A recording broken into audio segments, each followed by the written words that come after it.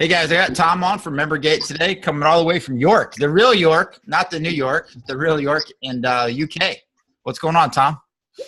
Nothing much, but it's busy enough behind the scenes. How are you? Who's that guy in the background there?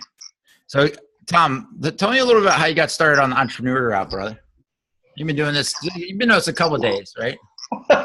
Cripes. I didn't know I was going all the way back. Cripes. I started a consultancy business back in the 90s. Okay. And I used to help other people run their businesses a bit smarter. And my business was quite a good model back in those days. I used to travel out to the countryside to help rural businesses where they was all traveling into the town. And then when they came back home, I was traveling the opposite direction. So I beat the traffic and I worked in rural areas. I used to help bed and breakfasts, small farms, retail shops, post offices, engineering firms, those real sort of small rural businesses that you would see, up and down the country in the UK and around the world. And they were like normal businesses, except they didn't have any foot traffic. So it was just like a normal consultancy job, only 10 times harder. So if you're going to start, you might as well start tough and then get good at it, which is what I had to do. You might not know anything really about Yorkshire, but one of the things that does travel quite well is that Yorkshire people are not famous for their generosity. So I would like to say we're careful when it comes to money. It's not that we're tight. There is a rumour that we're like Scotsmen with all the generosity squeezed out. So it wasn't easy being a consultant in Yorkshire, but my mettle was tested and I stood the test of time. And along came the internet in the late 90s for us over in the UK, and everybody thought that I knew what it was, how to use it, how to make money on it. And of course, nobody did. So I went over to the States, I went to a few conferences. One of them was held by a guy called Jay Abrahams, and he's kind of the godfather of marketing. He's sold a few things over the years, the Jay Abraham guy. That's right. And so I picked up some stuff from that, came back to the UK, couldn't use it. We weren't even doing emails. We were so far behind in the scheme of things. But what I did do is I caught the bug. I understood that the business models online were so much sharper than the business models offline. If you want to open a store, you've got costs, you've got overheads, you've got rents, rates, staff, electricity, shelving. You need a checkout till. You need everything. That's before you bought stock. On the internet, you didn't have any of those things. So I knew the business models were smarter. My first real project, if you want to go and look it up, would probably be how to fold exotic napkins. Interesting. So you made money selling that as a program? So I filmed a Chinese girl folding napkins because I didn't know anything about folding napkins, and I used all the stuff taught to me at that seminar I went to, and I just literally rolled out a product and promoted it and sold it on the internet. And then I would use that as an example to show the people that it is completely doable. And then they would say, but you don't know how to fold napkins. And I said, no, and I'm not going to learn how to fold napkins. It's for you to learn. It's only $14.99. For somebody who's watching this, that you don't need to actually know how to do anything. Basically, you just know how to market. So that's the main point you're trying to get across here. That's absolutely the truth. In fact, you don't even really need to know how to market. What you need to have is the energy, and you need to have, I guess you guys would call it massive momentum. You just have to get on and get it done. Be brave enough to get on and get it done. You need to be able to take the money. That's kind of the first thing. You're not in business. I don't think you're not in business unless you can take the money. And PayPal made that easier. Stripe have come along and made that also easier. So taking the money is a lot easier than it used to be when we started out in the early 2000s. The next thing is you need to have something to sell. Now, you don't even need to make anything. If you're an affiliate, you can sell other people's things. So you don't even need to make it. You just need to get other people interested in the thing that's interested you. And then once you've sold other people's things, you kind of get the inkling to sell your own thing. And because you got the extra margin, because you believe in it more passionately, and because you're more confident. And so then all you need to do is find people, and Facebook have made that easy, and Google Ads have made that easy. And then you have to make them a compelling offer. And I guess the thing that I picked up from a guy called Ken Evoy, which crumbs, you're gonna have to look up your old Bibles now and look up all the old names, because I'm digging up some old stuff. A guy called Ken Evoy, and he said, look, people don't understand. This is distance selling, and you must understand your MWR. And people will say, what's an MWR? And it's your most wanted response. somebody comes to your webpage and you're trying to make them an offer and it's confusing and you don't know what, and if somebody's looking at it, don't know what they should be doing, they're going to take the easiest route, and the easiest route is to go away. Do you remember? I mean, I don't know if you guys do this with any other guys, but if you ever go to a store and somebody comes up to you and says, "Good morning, sir," and you say, "Good morning," and they say, "How can I help you?" And then you say, "I'm just looking," and it's like it's like a brain train. So if you don't know what your most wanted response is on your webpage, then they will show you that the most common action is to go somewhere else. It's just so easy to click away. So let's talk about that. You kind of brushed over real quickly how you went from, you're basically almost like going door to door, knocking at these places. They want nothing to do with you. What was the mental mind state that enabled you to keep going just door to door like that? So when I was a consultant, I went door to door. Yeah, that's what I mean. Like when you're pounding on the doors, you're trying to get the sale. Well, you're working on it. So you have to be mentally strong. If you're going to go into sort of physical face-to-face selling, you have to be mentally strong. You're gonna hear the word no, and if you're selling a rubbish product, you're gonna hear the word no often. And so it's like a muscle, I guess, like everything else in life. You can build it up, and the more you use it, the stronger you get. So when I was a consultant, I would actually be offered to do sales representing for the clients I worked with. One of those clients would, for example, sold bacteria to help restaurants when they basically, all the fat from their cooking goes into the pots. They wash the pots, it goes down the drain, and then it blocks the drain up. And so they spend a lot of money on, I don't know, the likes of Dino or whoever's available. And so they were selling this bacteria that you put in once a month, and the bacteria would eat all the fat, and it would go through and it was a completely different sales pitch. But they didn't know how to sell it. They just bought the franchise rights in the UK. So they wanted me to develop their marketing. Well, I didn't know how to sell it because it's never been sold before. So I literally went out in my local towns and knocked on restaurant doors and said, "This is the product." And the first time I knocked on the first door, then nobody wanted to answer. And then the next door, then somebody would answer. And then I said the wrong thing. And then the next door. So it usually takes me about 7 or 8 calls to find that I'm actually using the right language for the audience that I was talking to. So that's kind of, and in and of itself, it's okay because in your head, well, it's going to take me 7 or 8 calls just to even get in on the runway. Mm-hmm. So the moral of the story is just don't stop. But also be kind to yourself. Don't beat yourself up. I mean, there's people queuing up to beat you up, so you might as well be the only guy supporting yourself. Let's have you and your inner self on the same team. Yeah. Well, actually, what did I do good about that call? Well, I made the call. Nobody else was making the call. I did. I knocked on the door. I was brave enough. I got past that stage. I went and shook the guy's hand. I said the wrong things. Okay, next time I said better things. And oftentimes I would learn the language from listening to them, because even though you're selling, when you're talking to the guy who's buying, they may have already heard 7 or 8 presentations, and their language may already be more evolved than yours. So it's important to have 2 of these, and only 1 of these. Mm. And unfortunately, salespeople often use them in the wrong path. You're using 1 of these and not listening to this. Correct. Yeah. 2 eyes, 2 ears, 1 mouth. And salespeople will talk, and now so you've got me. When did you get started as an entrepreneur? Like, what was the first thing you remember around money, and the first thing you started to do as a kid even? Well, the first thing probably was my marbles episode. When I was at the junior high school, we play marbles, and somewhere along the line, somebody decided to sort of became a money game, and I noticed the role of the marbles, and I became very good at this particular game. I wasn't good at the other games. I wasn't good at all the football sports and all the other things, but I was kind of good at making the marbles money. And I was so proud I made enough money to pay for my own haircut when my brothers hadn't. So they all had to go to Dad to get some money to pay for their haircuts, and I actually said, "It's okay, Dad, I'll pay for my own." And that was kind of I am the 4th of 4 brothers. So yeah, the fourth brothers. How good did it feel to be able to go? At the time, I was made up. I was happy lad. Because it didn't stop them beating me up later on, but I was happy lad at the time. You're happy until they beat you up again. Absolutely. You made you awful tough. So, Well, it's going to happen if you're coming from a family full of brothers.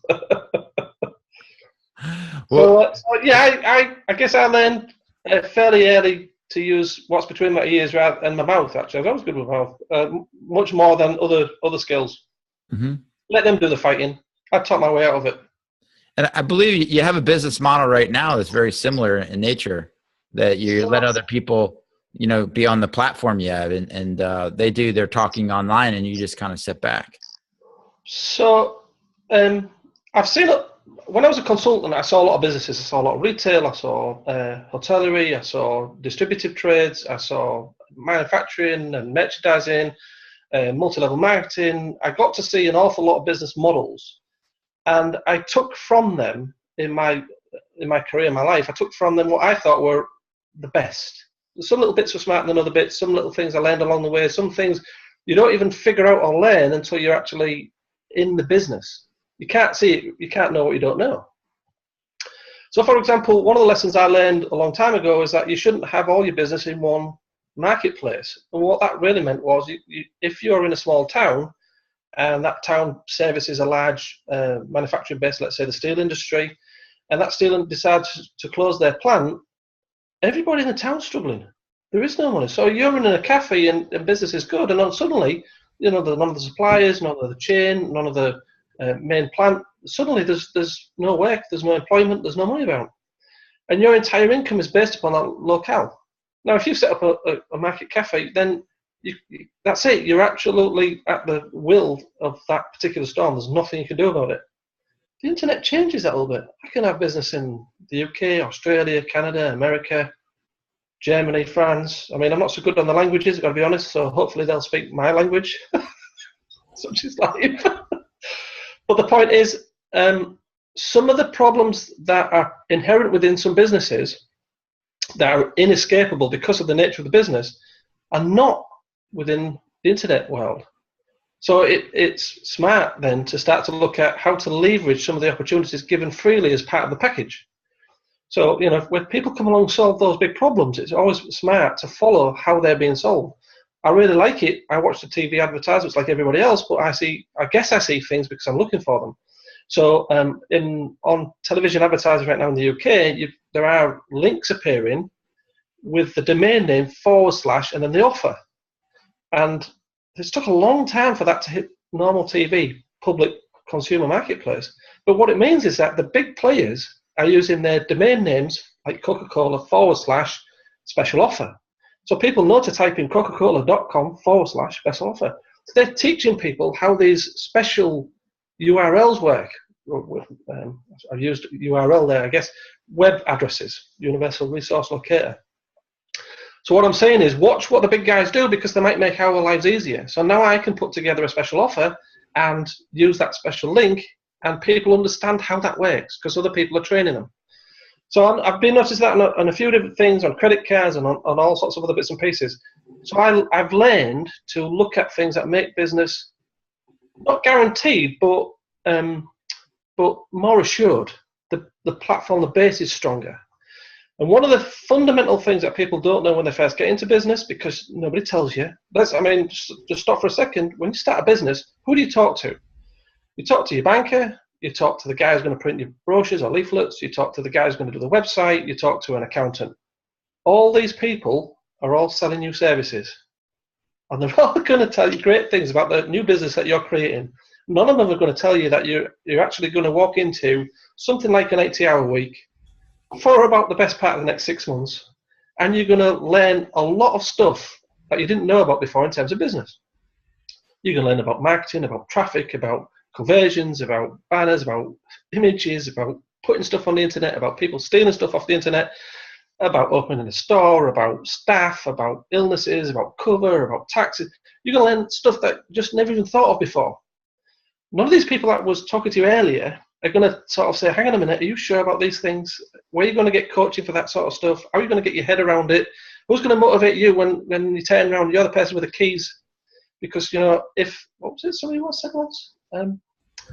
If you think your boss is bad now, wait till you work for yourself. Yeah. So let's kind of like recap on that a little bit, Tom. So you're sharing, first of all, is the tenacity that you had on the business side of things. I mean, you didn't take no for an answer. You kept going. And then once you saw there was an opportunity, you left, the UK and you flew to America to basically learn what was going on. Right. So you traveled to invest in yourself, to make sure you get around the right people. You get on Jay Abraham, one of the best marketers, arguably on the planet, to teach, and then you went back to the UK and started to implement some of the things online. And then you now study and watch some of the big guys that are out there, the Coca-Colas, and to see what they're doing, and follow, so you can take what they do and put it into action for yourself. I mean, that's Sure. all being smart. That's just being a smart marketer.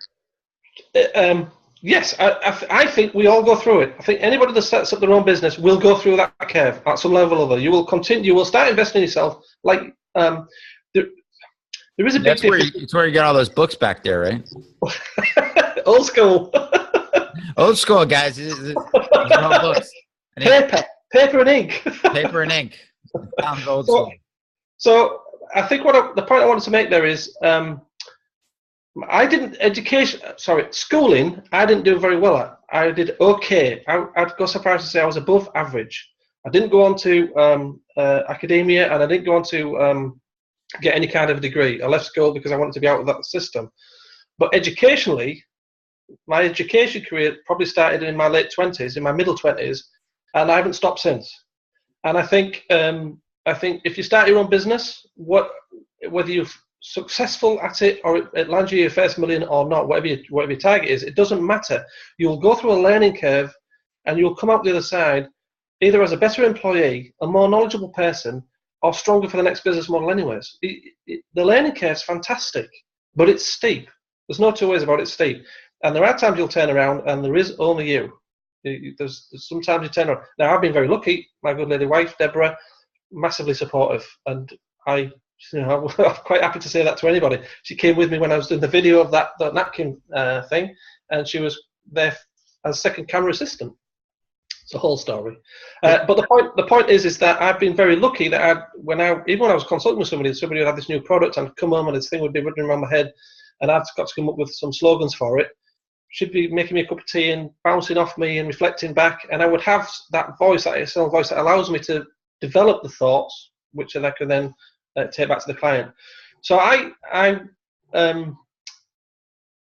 took all of those bits and started to build my first product, which was the napkin folding video, and I sold the whole. I mean, I expected it to sell to business owners who were training staff. Every summer they get a new chain of staff in. They've got to show them how to do various bits and pieces. And I thought, well, if they can't fold a napkin after watching the video, probably not going to be able to do all the other jobs. So to me, it was like an interviewing tool. In the end, it sells even now to posh families who want to have a nice party and they want to do all the napkins. It's lots of Canadian mums, American mums, Australian mums. It sells very well for Valentine's. It sells very well for Mother's Day. It sells very well for Christmas. And eBay's a fantastic model for that. You put it on when you want to sell it, and you take it off when you want to stop selling it. So let's take a look at that. You built this product. You had what we call an avatar, an ideal client you had in mind, which was these restaurant owners that are out there that fold napkins. And what ended up happening was first of all, you took action, right? And number two, you're still getting paid for an asset that you created. I mean, was it 20 some years ago? Getting on for that. Yeah. Getting close to over 20 years ago now that you created this thing, and you're still making money off that. Yep.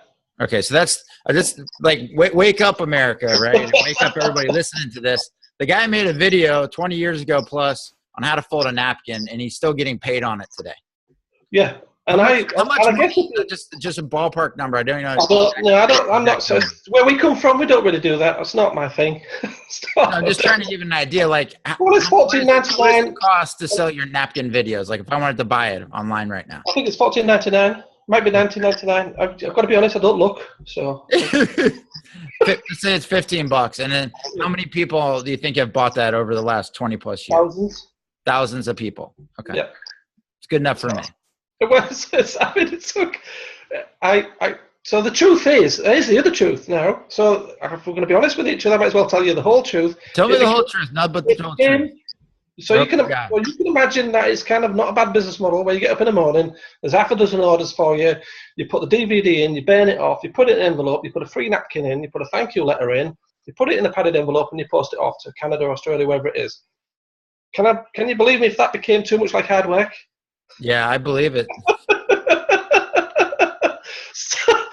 So then I was looking then for a solution where I could actually just, if they pay the money, I could just distribute the video.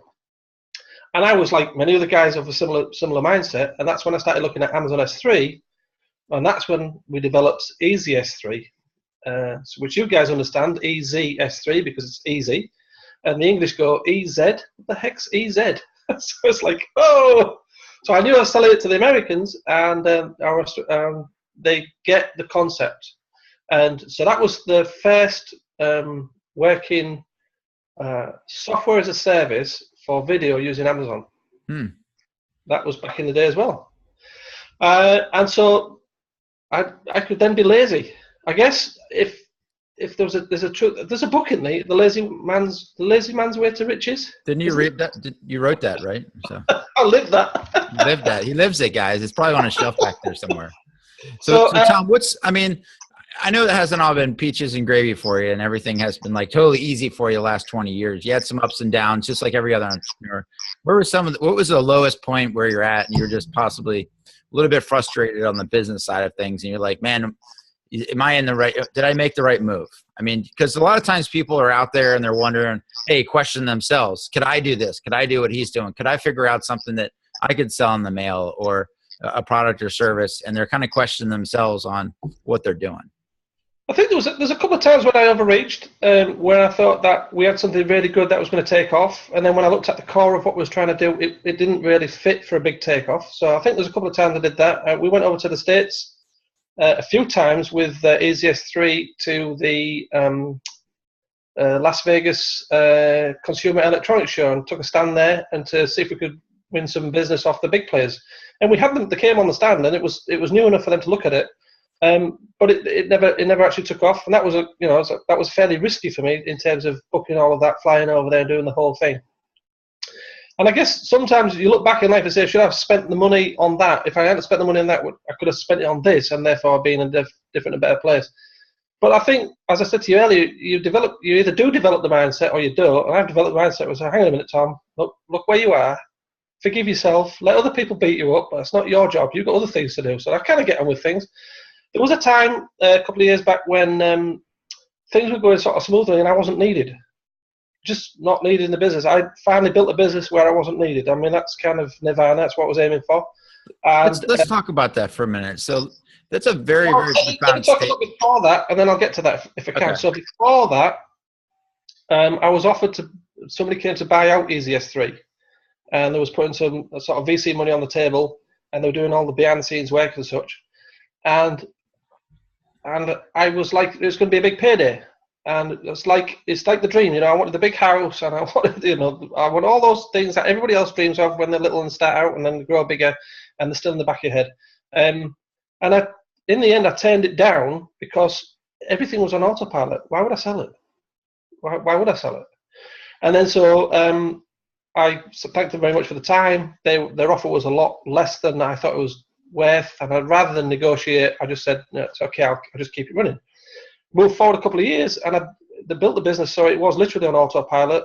People find the site, sign up for the site, use the services, and then pay me $20 a month. And it just works. And then every so often we'll get an email saying it's not working for me because of this, or it's not working for me because of that, and we fix that, and then we carry on life. So, like, I had a lot of time and nothing to do. I had a lot of cash and no responsibility, if you see what I mean. I'm not working through my bucket list. I've got to do this and I've got to do that and I've got to go gliding or doing some nonsense stuff. So I did hit this like kind of wall of sort of, well, what is next? What is next? I've done all the things I wanted to do. What's next? So then I started looking around for angel investments, and because that's my strength. There's no point in me going and work with a charity when it's not my strength. My strength is that I can help build businesses. So, and eventually I found one that's a real good fit for me. And that's kind of re-energized me because I've got new and interesting challenges. So I'm quite excited about that particular thing, and that's kind of what's getting me up in the morning, keeping me fresh, keeping me looking at new things and new ways of achieving things. Because a lot of the stuff that we see really is just really whether you happen to hit the right channel that suits you. Because a lot of the stuff that we hear or learn about is going to be the same. We're all solving very similar problems. We don't have enough customers. And then if we do have enough customers, we have too much customer churn. And then, they're not paying us enough. Or, the bills are too... all the problems are very similar, really, at the end of the day. I guess what the difference is how you approach it and the tools that you use to suit your own mental state, I guess. So you reach what most entrepreneurs are trying to do. They're constantly like, man, I really want to get there. I mean, I talk to entrepreneurs all the time, and it's like, I just want to get to the point where I could, make this amount of money, and then I can buy this house or have this car or something. They're like looking to spend the money somehow and invest it in something else to make more money and get to the point where eventually they don't have to actually unquote work anymore, and they just have a business that makes them money. And yeah, the big house was always my thing. I was never into cars and such like that, although I've got a Tesla on order when it comes, but I was never into that. So it's nice to be able to sort of, I wanted to build the perfect business model, I think. If somebody says to me, what was you trying to do over these years? I was trying to build the perfect business model. And the perfect business model is one that's almost on autopilot. And, all you need to do from time to time is steer it. And with the internet and with the software I'm using, I can't tell you how easy it is. It used to be a lot harder, but it's a lot easier than it ever used to be. Crumbs. How many employees do you have now? 3. Oh, 0. Yeah.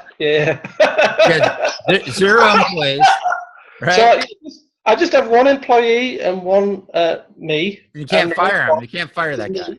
I can't fire that guy, but he's okay. From time to time, he does a little bit of work.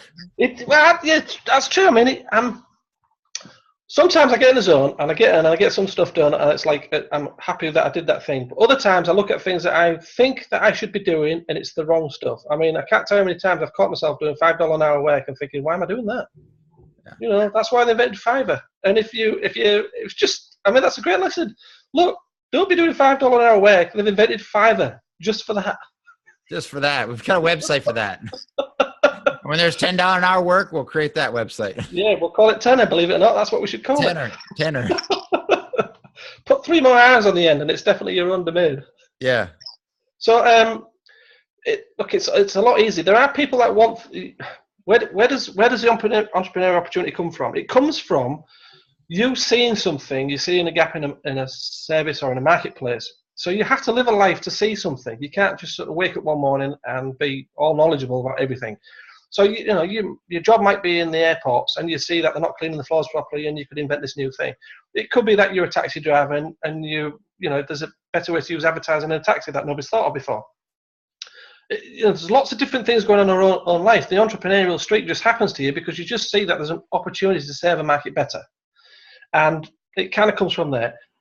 Otherwise, you've just been made redundant, or you've had a big change in life, or you've had a split from a partner, and you've got to change something and work for yourself. You've got to find a way to pay the bills. I mean, ultimately, it doesn't matter who you work for yourself. So, even if I was an employee at a big firm, I'd still be working for me. I wake up tomorrow morning, I'm still working for me, just somebody else is paying the bills. So, I think you once you've got that, seeing that opportunity, running the business side of it, I don't know, a third of the time is kind of money and accounts and taxes and red tape. A third of the time is trying to find new customers and reshape the marketing message and get them on board. And a third of the time is making sure the thing that you're going to deliver to them is worth having. It's worth the money that you want it for. Because I mean, if it doesn't solve the problem for that money that you're asking for, then you ain't going to buy it. Now, so that's kind of the bottom line. I mean, the only way you can balance that off is by using good words and good marketing to sort of make people understand that it is worth the money. Yeah. You started off by seeing that opportunity with a napkin. Yeah, so okay. The whole story about the napkin thing. I was actually having a dinner at a Chinese restaurant and with a friend, and the friend says to me, how do you make money? Because back in those days, nobody really understood the internet. And even now, if somebody says to me, how do you make your money, Tom? It's easy to just say, I've got some internet sites. It's just easier because it gets drawn out. I run an internet business. I run a couple of them. So he said, well, yeah, but how do you make money? I said, well, I can just sell stuff on eBay. So what does that? I said, I just make stuff up and sell it. What like? I don't know, I could do a napkin, I could do a video on these napkins. I could just film how to fold napkins and I would come up with the title and I would sell it on the internet. And he was like, you can't do that. I can. Nobody can stop you. You just do it. Yeah, but you can't do that. Well, why can't I do it? Well, you don't know how to fold napkins. I said, I would be the guy in the video. All I have to do is use the camera. Yeah, but you can't do that. Why can't I do that? He won't let you. Well, won't let me. The guy runs a restaurant. Hang on a second. I went to the guy in the restaurant. Between getting up from the table, walking to the bar where the owner of the restaurant is, Jack Chew, which is a big restaurant in the UK. It's reasonably famous because one of the major politicians used to eat there regularly. And I said, Jack, I'd like to do a video of one of your girls folding napkins and put it all into a DVD. And I said, when I've got it all finished, I'm going to give you 10 copies for you to give away for your best customers for Chinese New Year. Does that sound like a deal to you? He said yes. Of course he said yes. Because he's going to give away. You're giving him value. He gets something for nothing. I turn up, 2 cameras, me and Deborah. I took a mirror with me, right? This is genius. I took a mirror so I could film through the mirror back at the girl folding the napkins. So if she said fold left over right, when I'm filming through the mirror, it will be left over right. Ah. Unfortunately, she didn't speak a word of English. So it didn't make any difference at all. But hey, I was thinking. So we filmed her and we put it all in. She did us, I think, 18 folds, and so we it's great. Thank you very much. That's enough. It's busy enough. Some nice, easy ones, some more complicated ones, and some very, very challenging ones. And put all the camera stuff away. And then Jack's wife said, "Would we like a free Chinese?" And I said, "That's fantastic." I'm getting hungry for Chinese just listening to this. I got a free chat. I was already up. I was already in front. I got a free meal at Jack Chew's restaurant. I'm going to do that today. So, now listen, if you think about this, somebody's yet to go to a restaurant and say, "Can you cook me your favorite vegetarian dish?" You go to 6 restaurants in a town, and you've now got a DVD of the favorite vegetarian menu in Boston. Yeah. You do Boston, and then you do New York, and then this stuff is like it just is so easy. Maybe instead of folding napkins, how do we lay the spoons out for a posh dinner table? Maybe when instead of doing that, we want to know how to fold the towels on a bed like they do when you go on holiday. It's idea after idea after idea, and that's not hard. Having the idea is not hard. It's having the momentum to say, right, I'm going to go do it. Taking action. That's right. That's the only difference. Now, there's a lot of stuff that's free and available on YouTube, but it's how you collate that stuff these days to make it add the value. And that's where marketing comes in, and that's where watching what other people are doing comes in, and suddenly you have the beginnings of a business model. I mean, even if it goes viral, you get paid these days. There's different ways. Yeah, you can get paid for what you're doing, so it's kind of interesting. So it's really, I personally think, so from when I was doing my consultancy business in the late 90s, I was telling people back then, there is no such thing as a job for life. You're going to have multiple careers. You're going to have to rethink your business, your lifestyle. You're going to have to not rely on your employer to pay your wages. You've got to stop thinking that you're getting paid just for turning up. You have to think about how you're going to pay your bills. And I personally believe in the future we will all have our job, possibly, and a second income. And that second income will be through one of these various, Uber's made big changes. We've also got Airbnb. Yeah, I heard me. When I was thinking about Uber, I thought, well, why isn't there somebody pulling together? If you've got cars on the road, why can't we have guys who fix cars following around? Why isn't there like an Uber for car mechanics? Why not? How hard would that be? Yeah, like a franchise, but without the franchise overhead. This is true. So there are lots of ways to release revenue or second income streams, and I think that's just going to be a very common thing in the future. I think lots of people will have their own thing, and then we'll do something else for somebody else. because you can't have a complete self-employed marketplace. Yeah, it's definitely becoming more common, I would say, and people are more open to it since the internet's come along and different opportunities. I think people are more realizing as they live longer too. They're like realizing that they don't want to be working until they're like 80. I mean, it's crazy. I mean, Tom, you figured this out at a young age. Why do you think you were able to figure out at a young age where there's a lot of people out there are possibly struggling and they're still going to a job possibly they don't like, or they're they basically are just like in a rut? Well, the thing about a rut is you don't know you're in a rut until you get up. That's the hardest part about a rut is you don't know how deep it is until you actually get your head up and start looking down at it, and then you look back, then you understand kind of where you was at. I think it's I think that the world is changing much faster than it was. I think the whole generation of people that we have followed have done an awful lot of work, laid a lot of groundwork for us to follow into. I think I just think that people seeing in the UK, I don't think so much in the Americas. I've got quite a few American friends, but certainly in the UK, people were afraid to be self-employed. I mean, being your own boss certainly had a sort of a statement. You certainly were more respected if you were your own business. But it seems that the risk of that was overplayed and overstated, and people feel that it's more risky than being a job. And I would always bang the drum and say, no, it's exactly the same. It's exactly the same amount of risk. You can't trust your employer, a big firm, to not go bust. And the big firms have gone bust over here in the UK like you won't believe. So it's a false premise. So in which case, what you can't do is lessen. The hounds are loose. You got to watch out for those dogs. What you can't do is lessen the learning curve. The learning curve is massive, and some people don't want to do that. Some people just don't want to do that, and that's fine.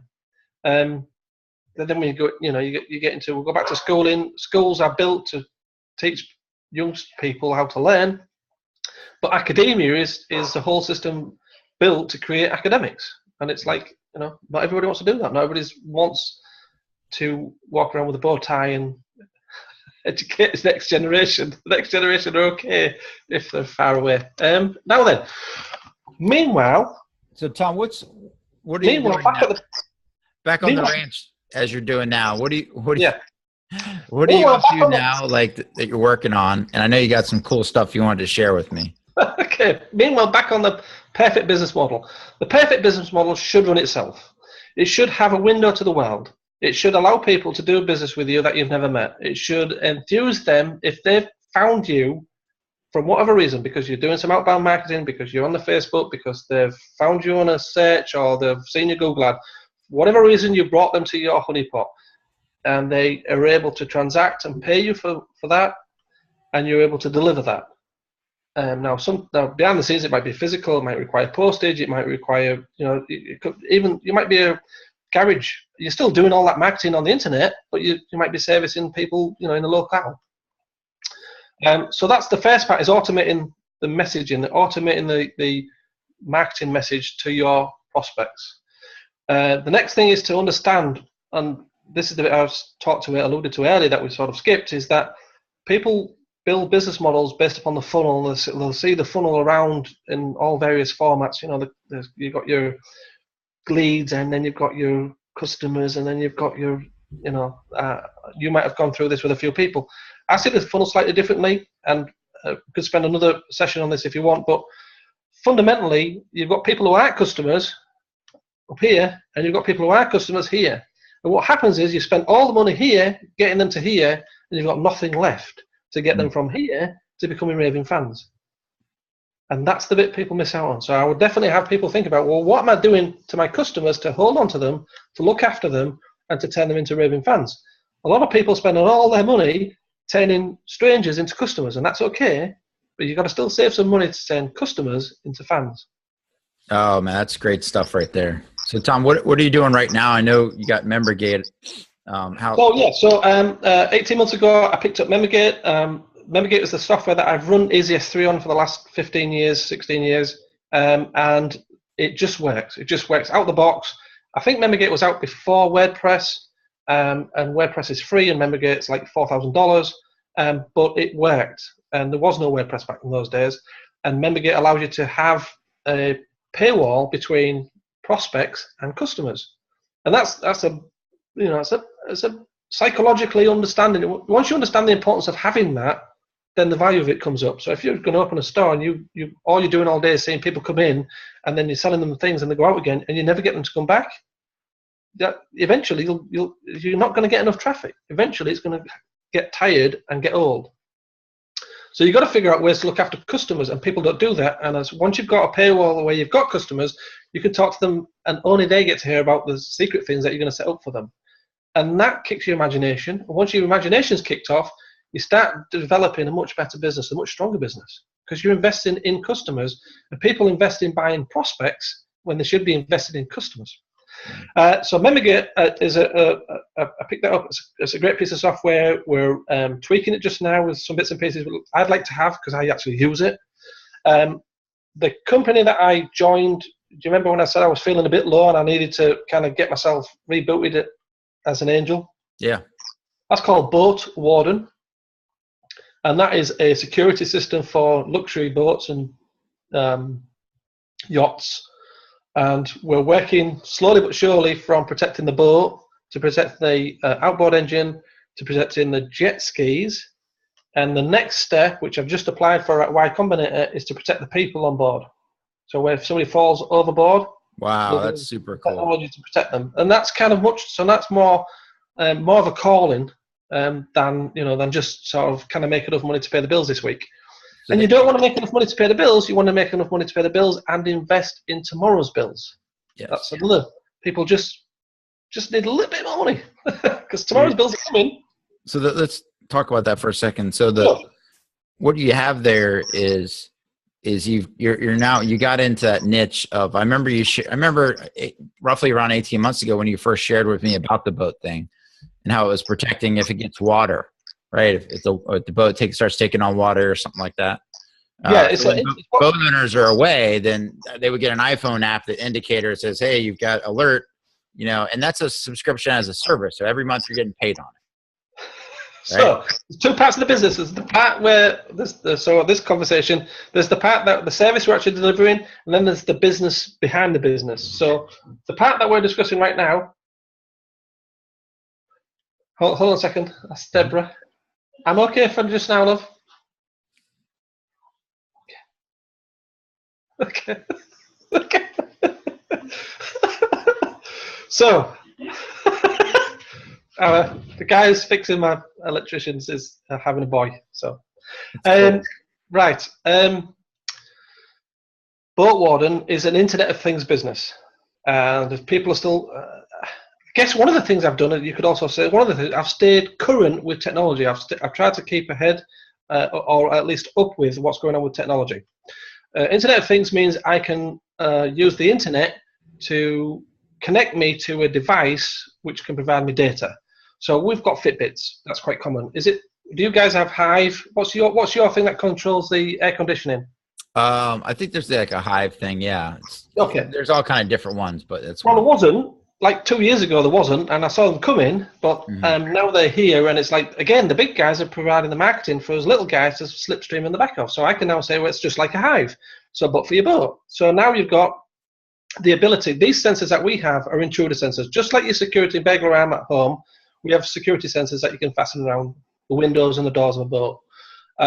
What you don't have at home, though, is you don't often have any kind of flood detection.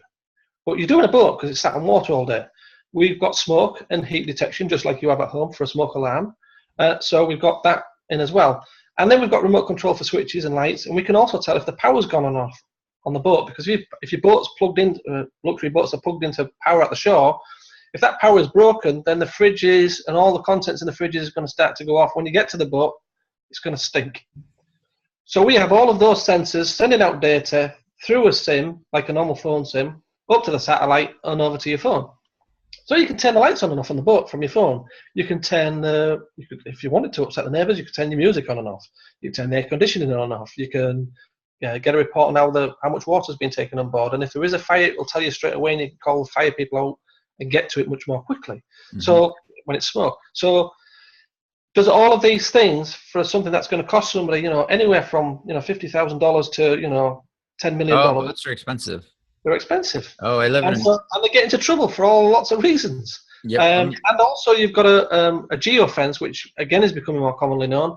So you can set a little ring around the boat and saying, if this boat goes further than this, you know, 30 meters, because you know, because the ropes have snapped, send me a message.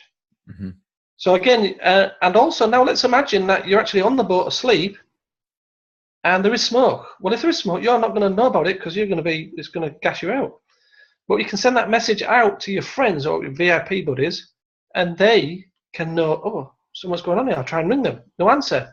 Get onto the authorities. We can look after them. So in other words, you're extending this call for help is much bigger and better and more solid than, you know, just you looking after yourself. Yeah, I would call the fire department and police department at the same time. Well, you kind of don't want to do that. You kind of want it to go to somebody that cares about you, and then they can call the fire department, because with the best will in the world, those guys are doing lots of other things, and they don't want alarms from everywhere and trying to watch everything. They only want to be dealing with somebody who's like had enough sense to say, hang on a minute, this is real, this is happening. Can you get somebody there now? So it makes it a real call. So it's a little bit illogical to go within that. So now we took that technology and then we've improved it, and we've got Outboard Warden. Outboard Warden is a fantastic piece of kit. It's a digital padlock. So now what you've got now is put one piece in the outboard engine, one piece in the cabin, and they talk to each other. And if the outboard engine goes for a walk, like somebody's nicking off with it, the alarm's raised. And so when somebody cuts that padlock, for example, that's how the digital padlock, you're now getting that and you're following them. It's like, I know where these guys are going. The problem with boat security, if you've ever been down to a marina, is that when you go to the marina, there's chain fencing and barbed wire and locks and turnstiles and key cards and all sorts of nonsense just to get to your boat. Okay? That's great. The thieves, you know, they just come up the river. Yeah. They don't stop there to care about any of that nonsense. Pirates just go right up the river. So it's the security is only as good as you kind of think it is. It's not actually very good. And so our technology is watching this stuff 24/7. You know, security guards, they get. Yeah, have you come over to the Annapolis Boat Show, Tom? You know about the Annapolis Boat Show? Yeah, say again. And the Annapolis Boat Show? So no, we're coming to America. Watch out, we are coming to America. We've been doing the English, the British boat show this last 6 years, but we're coming to America. We want some American market. We've just incorporated in the States this last year, and I've just applied for Y Combinator to see how, you know, if they think that what we're doing is sexy enough. We'll find. I mean, we're old. We're too old for Y Combinator, but who knows? It might happen. So we'll see if they're up for having a play. And we've got. It's interesting. It's different challenges, different types of technology, different questions being asked. Keeps you fresh. Behind the scenes, the business model. Somebody buys the hardware, we send it off to them, we help them configure it, they stick it on the boat, we set up the subscription. And the biggest takeaway that I want everybody to take is, here it is. He's selling something once, but he's going to get paid for it for the rest of the time that person owns the boat. Yeah, so it's a good thing to have in the back of your head. Like, what is the never quit service level? What is the never quit service level? If you can figure that out, then you've got a customer for life. Yeah, I mean, it's just like if somebody got a car, they buy insurance forever. You know, just if somebody got a TV, they're going to go get cable, you know, or whatever it is, internet. So, Tom, I appreciate you coming out and sharing that. I'm going to make sure I put those websites in the show notes and on the website as well. Send them over the links to those products. I know that I'm in the sailing capital of the world, by the way. You know, okay. A lot of sailors out here would be interested in learning about that. We have a good affiliate program. Don't you worry about that. See, you can't make it too easy for people to do business with you. Yeah, this is true. This is true. So that will be my affiliate link, apparently, Tom's indicating. So. Okay. All right. Thanks, Tom. Appreciate you coming out today. All right. Nice to talk to you. Cheers, Daryl. You boss.